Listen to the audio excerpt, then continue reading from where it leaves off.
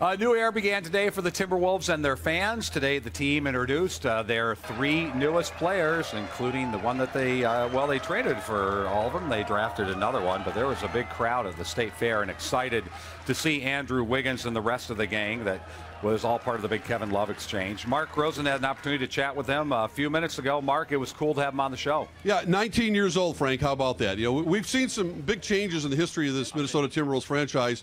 Most of them haven't worked out real well, but this is their biggest makeover yet. The Wolves knew that Kevin Love had mentally packed his bags last season and wanted out, but the big question was, what could the Wolves get in return?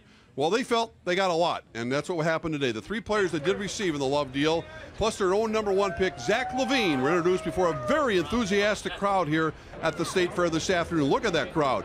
Thaddeus Young is the veteran of the bunch, coming here from Philadelphia. Look at this young man crossing out his Kevin Love number and replacing it with Wiggins. I like that. Anthony Bennett was the #1 overall pick a year ago, but the dynamic, explosive player everyone is pumped up about is 19-year-old Andrew Wiggins, this year's #1 overall pick from Kansas, who stopped by our studio here at the fair during our 4 o'clock newscast. Knew this was coming, but still had to wait it out. There was a lot of ups and downs. You know, I wasn't 100% sure of anything. You know, so I kind of had to really just rely on my family and my friends to really keep me motivated, and so they supported me through all the hard times. You know, and now I'm in a spot where I love it now, and I think it's best for me here.